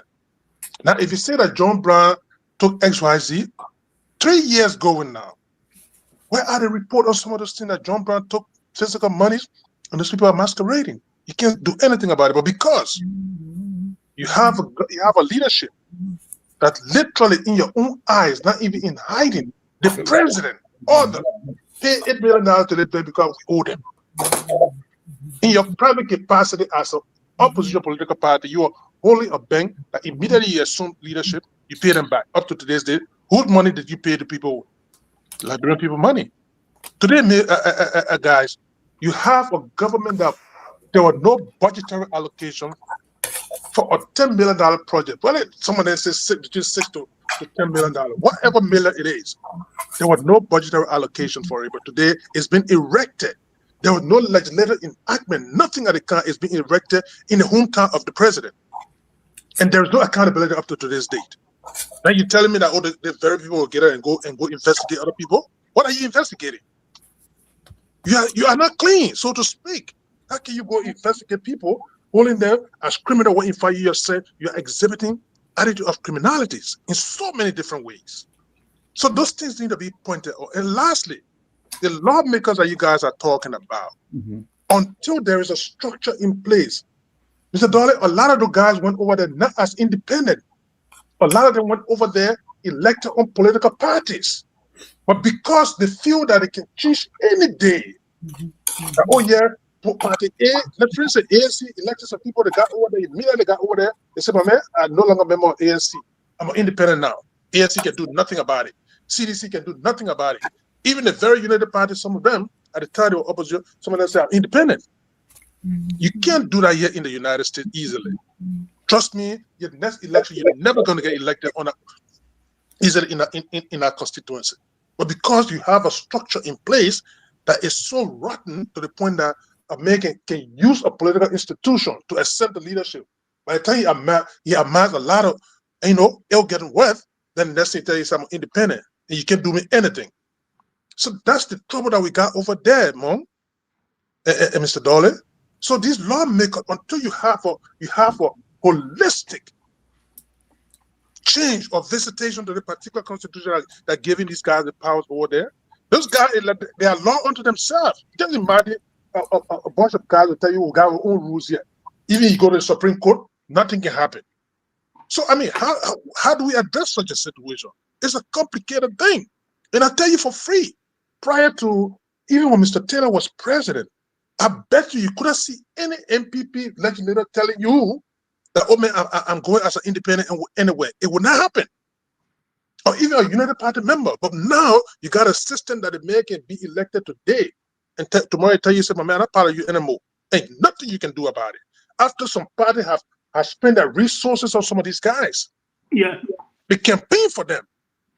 Some people even die for them for their cause to ascend to power, and they come there and they hold no answer to you. They hold no accountability to you. They tell you are independent, and you do nothing about it. So this is the situation, guys. Until something is done. Abraham to buttress what he just said. Yes. It happened to ANC senator that was supported. Yes. Become senator. Right. From Grand Kema County. Immediately when he got the gavel in his hand, he flipped over to CDC. It's a difficult thing, Mr. Dollar. It's a difficult thing that the guys are operating at their own will and pleasure to tell you that, oh man, I'm not answerable to you. You can't do me anything. So something has to be done. That's why I stated the other time that there needs to be the Constitutional Review Committee has to be. Look, our Constitution is archaic right now. A lot of things are happening. At the time, back in 1986, when the Constitution was visited, Mom, you had less than 3 million population in Liberia. Today, you got almost 6 million, as per the recent census. And you still maintain such a constitution without visiting some of those things in it. It has to be visited, and if possible, changes needs to be made that people need to be held accountable. Now, you can't get a lot of men to just go on and on and on. And lastly, there should be, if it calls for a referendum, the tenure issue, people just sweeping it under the carpet. But the tenure issue needs to be seriously campaigned upon, and it needs to be effectuated. These guys need to be, trust me, if you have a lawmaker that is a representative that is in power for 2 years, or at least 3 years, trust me, they'll be in line. The man will not just be jumping from all over the place. But you get this guy 6 year and 9 year, Mo. What do you expect? These guys are not accountable to anybody. So it's frustrating. I don't know what needs to be, what will happen, but the citizenry and of course people need to demand certain things. Mabon, let me come here a little bit. There's a little short clip that I send you. I want you to play for the audience. But before you play for the audience, I just want to ask you a simple question. This is why I know that I can bet my whole 401k that LeBron will not be better 20 years from now. I can do it with absolute certainty. And it's very easy. If you say you want a private democracy, democracy is system and structure. So I don't have a problem. When you look at LeBron Constitution, it's exact duplicate of American Constitution. It's just that their own year is more in details. It covers a lot of amendments and provisions, right? But the same framework is what's happening. If you want to copy something you do not understand, then it makes no reason, it makes no logical sense to copy something you don't understand. Because I know, since I came to this country, the one thing, when you look at the Constitution, the president's role is defined. He got limited in America. They call it Article 2 power that the president cannot go beyond. The only people in the 3 branches of government that got a wiggle room to make amendment to law and change law are the lawmaker. That's why they say oversight. Oversight means you are the supervisor. You and O'Neill Robert at that station. Who can supervise a friend? It's O'Neill Robert that can supervise you, right? Yes, so O'Neill. If Chairman Belete or Lai will give O'Neill supervisory role over you, then who's the boss? O'Neill is your boss. Okay. Yeah. The same way with the 3 branches of government, the lawmakers are the ones that should be supervising the president. You only created a culture wherein you flip the script around because of your own stupidity, I would say, because no lawmaker will stay in there and say, oh, the president got more power. That's a lie. The lawmaker can rein in the president, right? They are the one giving oversight role to keep the executive in check. So it means they carry more power than the executive. So you can't tell me, oh, when you lose your job, who will talk for you? Know that why the people who came up with the concept of democracy, the same way the president can get elected, that how lawmaker can get elected, so they are not beholden to the powers of the president, because the president cannot hire and fire them. It does not work at the will and pleasure. Matter of fact, they are the one that can fire a president if they chooses to. So let me tell you, the case that I'm making, that's why I cannot understand and I cannot make the case for Liberia, because you're only wasting your time. If you are telling me there is no structure and you created your own culture in operating in a democracy, then just put a military man in power and forget about the so-called democracy. That's why I sent that video. It less than 20 seconds. The reason I brought in this video, I just want for you to pick up some keywords from that video. It was a discussion between the former President Barack Obama and the reporter from Univision as concerning the whole immigration thing. Listen to how Obama answered his question. Listen. As time goes on, 1,000 deportations on average a day. people are wondering, and our Twitter feeds and Facebook feeds, that's the question everybody asks. Won't you at least consider unilaterally freezing deportations for the parents of deferred action kids? Yeah. Here's the problem that I have, Jose, and I've said this consistently. My job in the executive branch is supposed to be to carry out the laws that are passed. Congress has said, here's the law when it comes to those who are undocumented, and they allocate a whole bunch of money for enforcement. And what I have been able to do is to make a legal argument that I think is absolutely right, which is that given the resources we have, we can't do everything that Congress has asked us to do. What we can do is then carve out the DREAM Act folks, saying young people who have basically grown up here are Americans that we should welcome. We're not going to have them operate under a cloud, under a shadow. But if we start broadening that, then essentially I would be ignoring the law in a way that I think. You see what I'm talking about? If you don't understand something, don't practice it. This journalist is asking Obama, you are deporting 1,000 people per day. That's unprecedented. You know, Obama told you got to be a fool. I'm just an errand boy for Congress. Congress is the one that make immigration law. I'm only executive. So technically, the president is like a messenger for Congress. Matter of fact, they are the one that allocate the money for border agent and border security. So how can you tell me to stop deportation? It means I will be violating the laws because the lawmakers are the one that make the law, and I'm only the one executing the law. So when you're telling me to stop deportation or to defund us, you are literally telling me to be in problem with the law in Congress. Simple. That's why I keep saying, if you don't understand democracy, don't practice this in your country because you have no idea as to what you are doing. For a lawmaker to tell me that they are beholden to Joseph Boakai, then you must be a fool. You are not worth to be a lawmaker because Joseph Boakai should be the one that should be afraid of you as a body. So why are you practicing democracy in Labrador for? Isn't that a waste of time? So to even add up to that quickly more, then maybe before we go to the line, yes, I think Brother AB just said everything about the issue of lawmakers and so forth, because you know it is frustrating, and there where you can know that Liberians, or if not, most of our leaders, they lack integrity. Let me be frank. That you will run on a party ticket, like for example, and after winning on that party ticket, and you jump from another party, or maybe you jump from that party ticket to, or maybe you jump from that political party to another political party just because of one or two reasons best known to you. That alone tell people that you lack of integrity. And because you lack of integrity, so you just moving from place to place, jumping from another end to another end more, and that's why today our society looks terrible. Because people are fighting for what they can get instead of what they can contribute to the society. Now the lawmakers, they have the power. They have all of the power. They're coming the last Monday, which will be the 4th Monday. If the lawmaker decided to say because of the behavior of our president, we will not go down there for our president to go and make report to us. You don't think, Monk, it'll be a serious embarrassment to the president? But because you choose politics over your nations, you choose politics over your country. So you fly to where you feel that there are little resources. You move to places where you think that there's money or there's brown envelope because you want to get rich and leave the country in poverty. No, look, for me, whether you like it or not, my dear brother, and all of you on the show this evening, 50 or maybe 50 or 60 years from now or elections from now, we will continue to be dragging the way we're dragging our feet here and there, thinking that we are making progress while we are going nowhere. Nothing. Oh yes, nothing more. When you say this, maybe they think that you are joking. No. How many people lives getting better every day? Go to most of these schools and see our children just sitting on the floor, but you call yourself representative for that district. Who are you representing? Are you representing forest? Are you representing maybe just maybe your own community, or are you representing your horse, or you're representing people?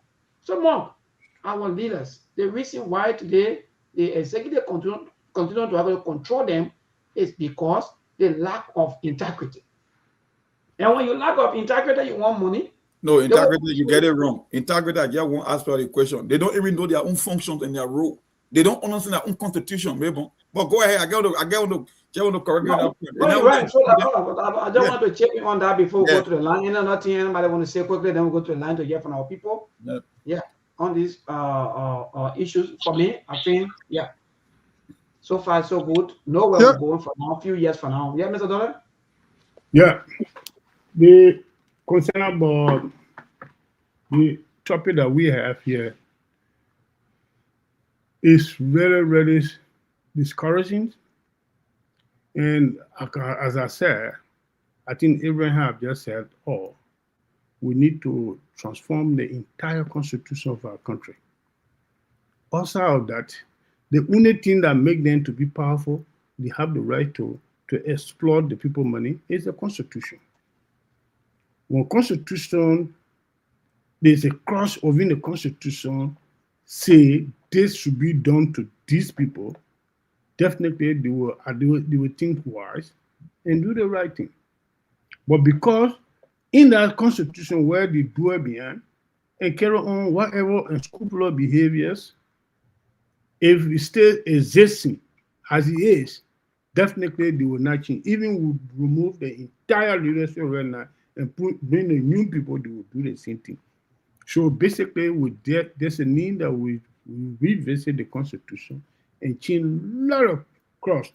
The time the constitution was made was about less than 4 million people. Yeah, 2 million. Mr. Dollar was less than 2, or even maybe about 2 million people. Yeah. Right now we are about 6 million. So I think there's a need to go into the the funny part. They still have that kind of draconian constitution presiding over us. They go to work and pass the law to create another burden on the Liberian people. They say the creating another consequences. Well, it's a PRC now. It's a PRC system. And more say it was because though the late, in fact, the late Samuel Kayando, because the entire system is a PRC.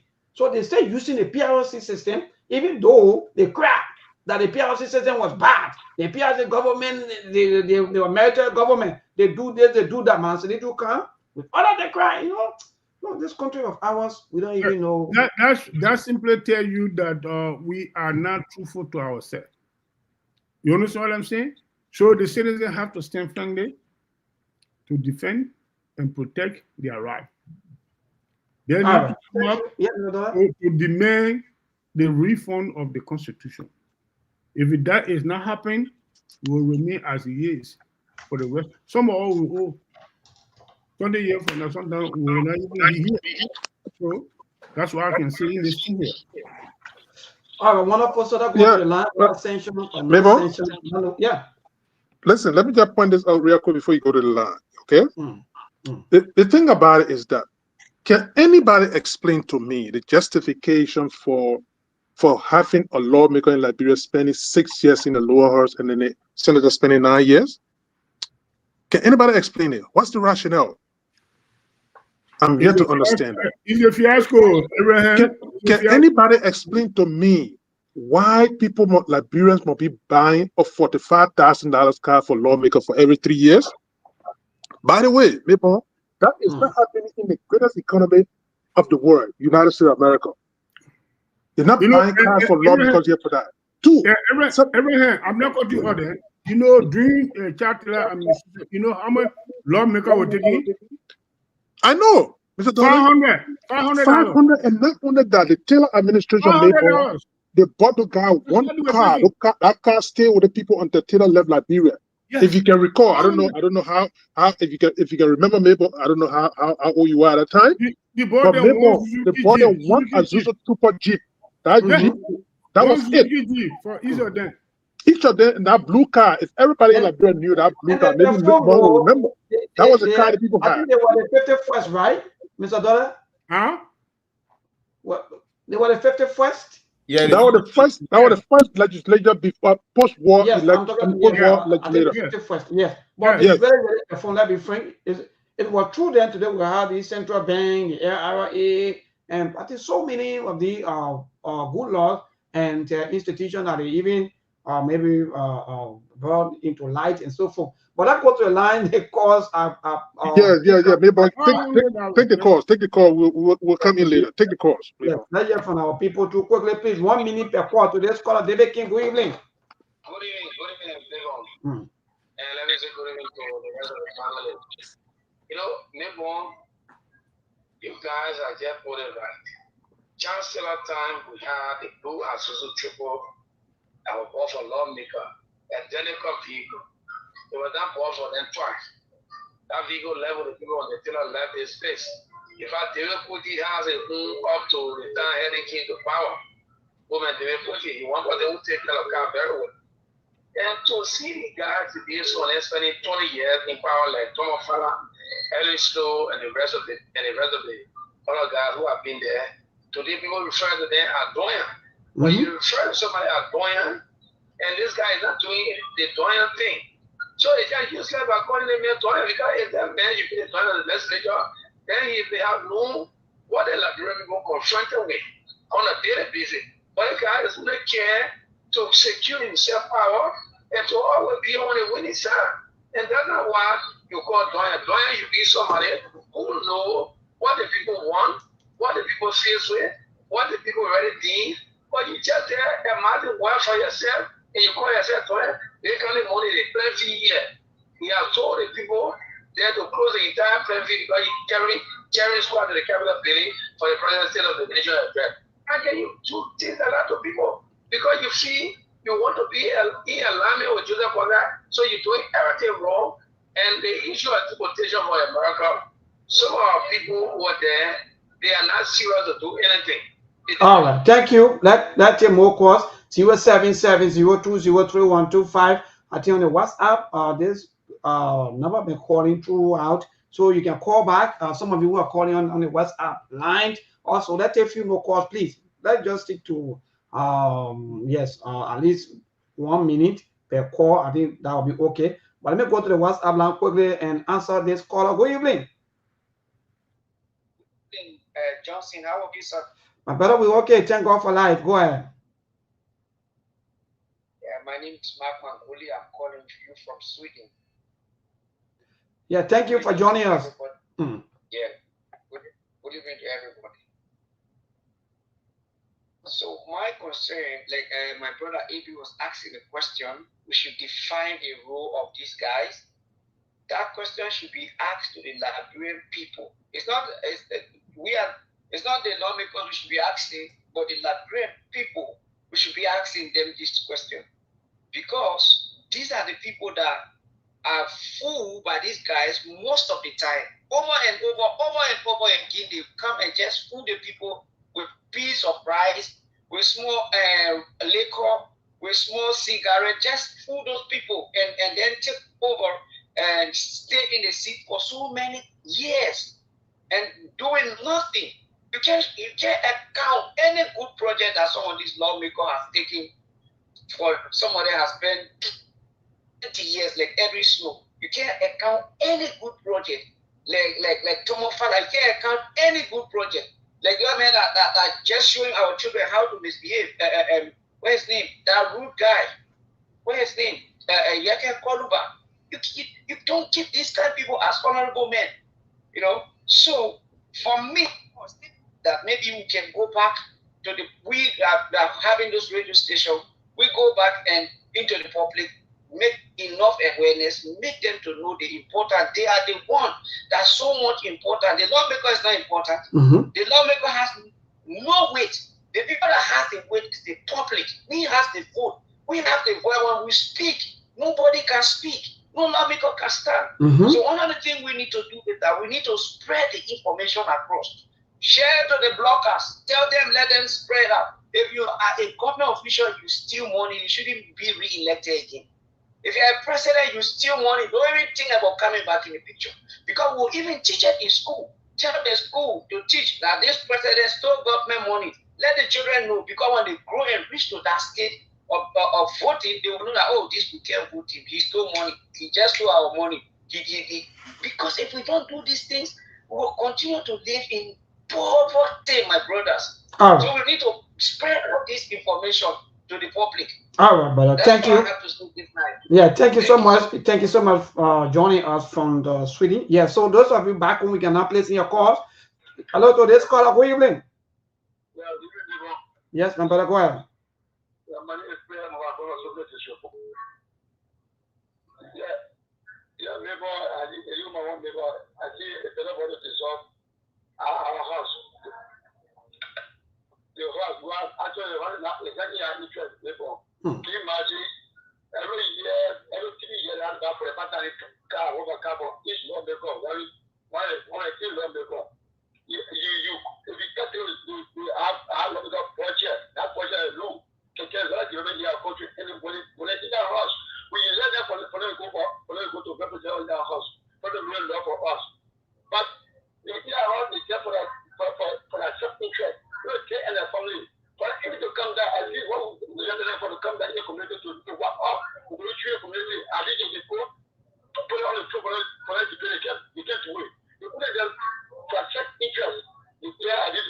What is the one being fair and executive? So anything as executive, you walk over it. You want it to powerful. You want to follow the body. I can make decision on a executive. This should be the president, this should be. But they are not there for that. They are there for their own interest. All right, thank you. They are there for their own interest. So let's call up quickly. Good evening. Good evening, everyone. Let me say good evening to the entire crew. Lorenzo Baba Yema, my name. Yeah, thank you for joining us, my brother. Yeah, thank you.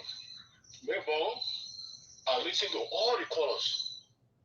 So the question I want for we Labrador to ask ourselves, what is the best remedy that we Labrador can put in order to subdue those or hooligans, those criminals? We call them law maker in our country that suffer us. And we all Labrador don't understand that we want to shift the blame on to the president. President is not our problem in this country. Our representation that we get in that place, who represented us to just our president, they are not doing it. They only advocated on bill that are affecting their life, not the life of Labrador people. So we Labrador people, the only remedy we can do for ourselves is that to make sure that our listeners want to call and talking about the law. We have to go back to the constitution to see how we can get some of this thing out. We need to do so. If we don't do so, we will cry until nobody will hear will cry. Like you say, you want God to do something, but you can't go in your bedroom. You say you pray, God will give you answer. You will not find no answer. You will say you have to put something in order. So God will say, okay, this man is ready. If we don't do the same mail or mail in this country, our power will not be so. All right. In this country, our lawmakers, they are making no bill. They are passing no bill that will affect a lot of Labrador people. And we will say, now, the people corrupt. The people corrupt. We don't want this country because of corruption. They kill people because of corruption. Now it is that they are beating it, and we Labrador will say this company, we're looking at them. It is painful. Thank you so much. Thank you, my dear brother. Thank you for always being part of the show. Keep your calls coming 0770. We'll take a few more calls and cross over to our team because we have maybe about 4 persons on the show this evening, so we have to leave the whole time. Hello to this caller. Good evening. Yeah, hello, my boy. It's Mr. TV. I always call for District 6. Okay. What happened in Nepal, this country?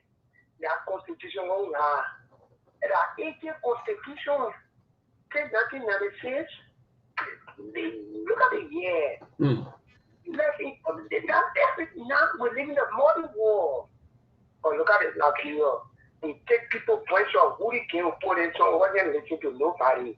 Look at it, they are so beggars. So that constitution for me in Liberia, if they had again, no representative, no senator, only governor and chief. That's all. All right, thank you so much. Keep your calls coming. Like someone just commented on our live here, and I think it's Mr. Melvin Dishu. You know, the politicians appoint even the chief justice. What do you expect? So all of the judges, all of the lawyers, or those people who are the federal court, they always be whining and dining with the politicians. That's why you and myself out there, we're not getting the kind of justice that we're supposed to get. Hello to this caller. Good evening. Yes, my brother. Go ahead.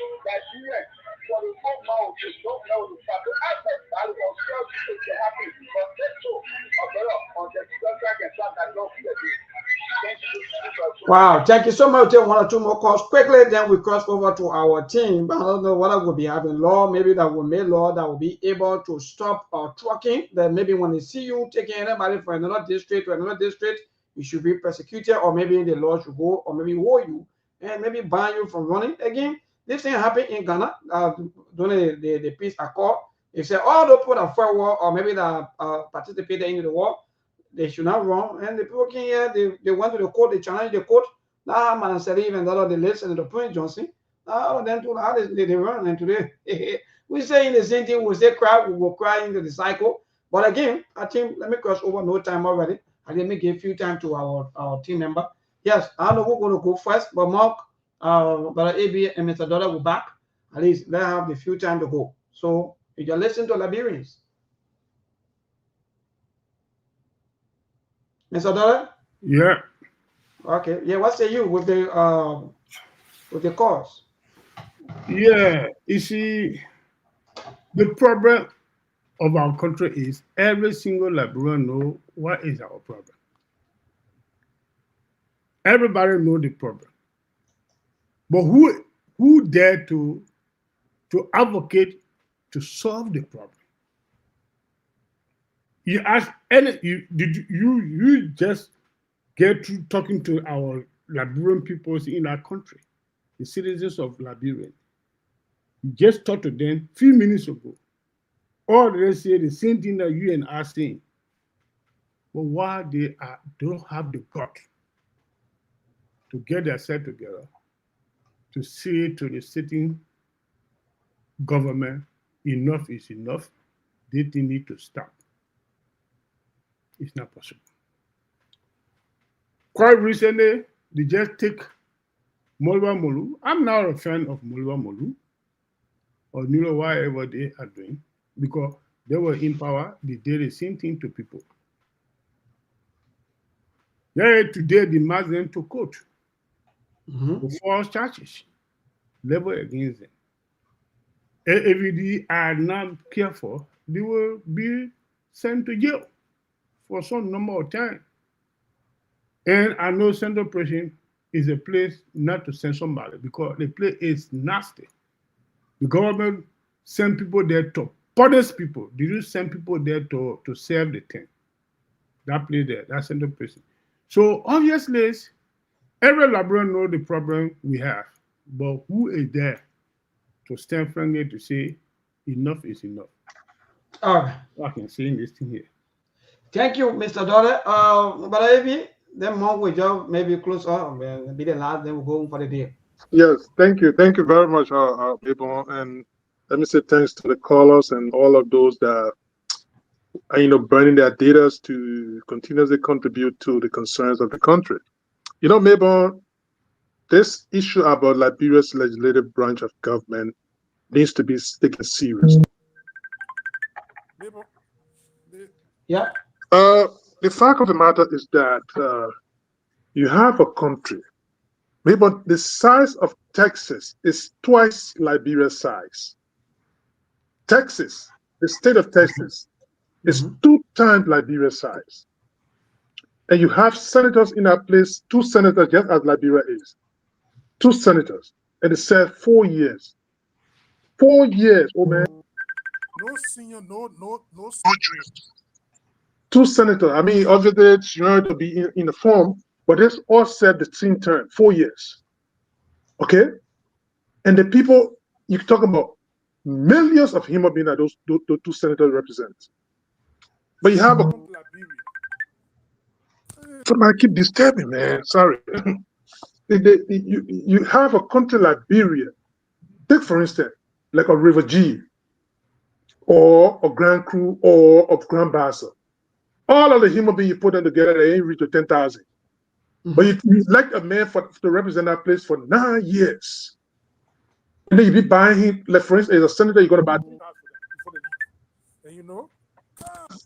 People, when you cut them out, they will keep calling, man. I'm sorry. You know? Yeah, so just close on us. Let me close up, maybe. So eventually, those kind of the constitution of that country needs to be revisited seriously. The people need to demand it. There should be a referendum on it. People need to demand it. And lastly, what sense it make you have a judicial branch of government, Supreme Court, judges? They say when they reach 67 years, they retire. But you have a president who is going to be 85 years by 2029. Now, the reason I'm pointing this out is that because the president has the Baka now, he's going to be appointing over 4 people on our bench. And they're all United Party people. They're going to be dancing to the tune of the United Party. Or any other political party for that matter. But if you have a Supreme Court that is going to be at least, I'm not saying that it should be there indefinitely, but it should be some kind of something that if the leader come there, they would not be dancing just to the whim and caprices of them. United States of America, they don't have a time limit. They get older, either the person die or they decide to resign. So that thing that needs to be revisited too. Now, for instance, lastly, maybe a lot of the judges that are resigning from the Supreme Court, they are very active in Liberia. But they got nothing else to do but to only be lawyers now. Exactly. So again, let me say thanks to you. Yeah, man. thank you. Because many that will keep pointing these things out, man. Thanks again. Thank you, Brother AB, and we hope that tomorrow you will be here with us for the weekend closing. And thank you so much for all you do here for the Sktv. Thank you so much, my brother. Okay. Well, my brother, we gotta go. I don't know whether the lawmakers, whether the older people, or they just maybe they plain don't care role after being elected by the same people. Well, for me, I've just reached a stage that I believe that there is no optimism about Liberia's future. The system that is in place, if you want to make the argument, I will keep saying it on this show, like I will keep sounding the alarm like a broken record.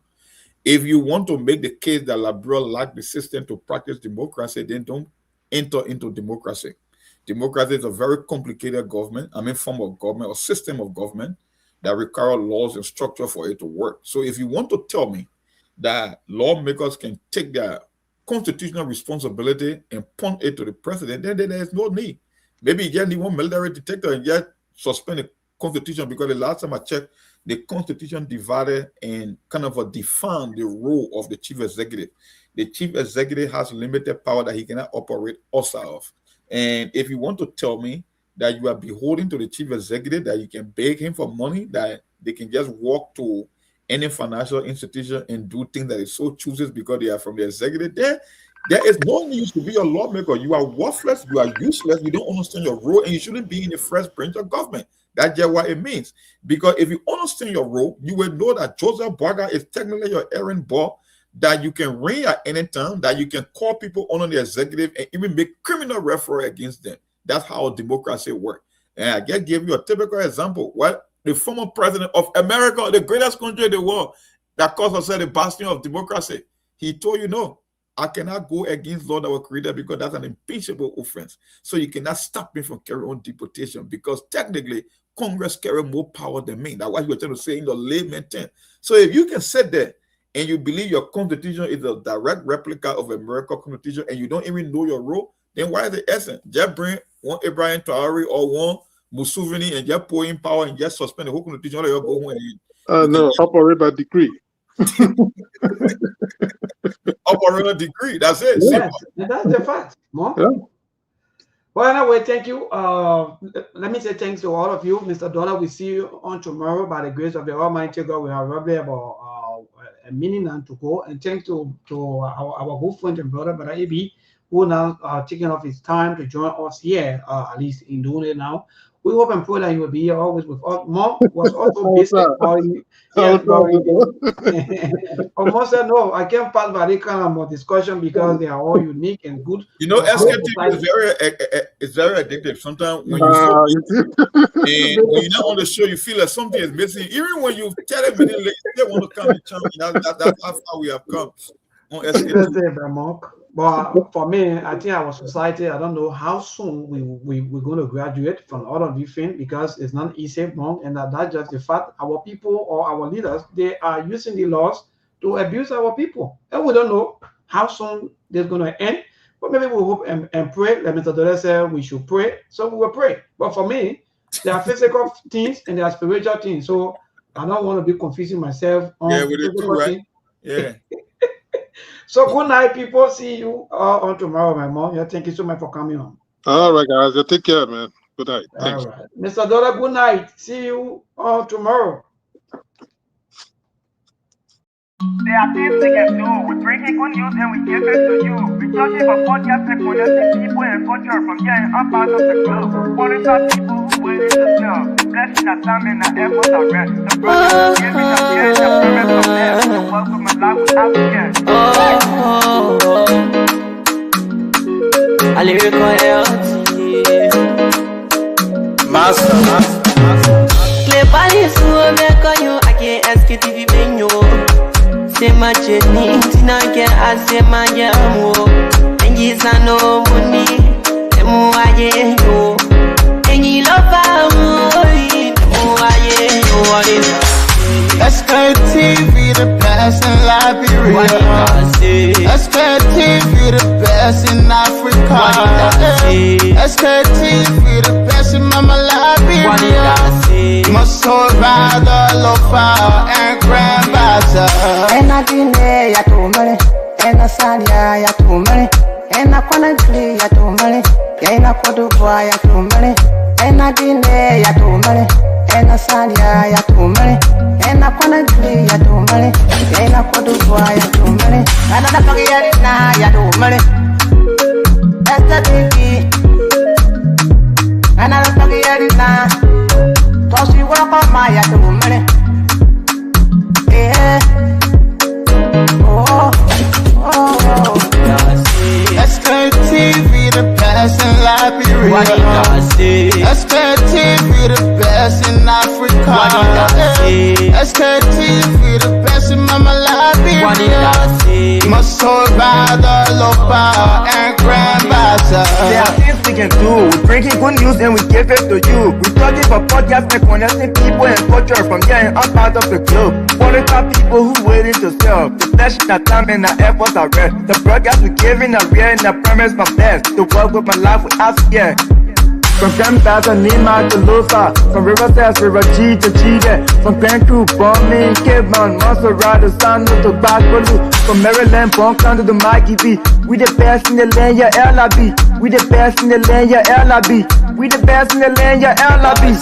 Sktv, the best in Liberia. Sktv, the best in Africa.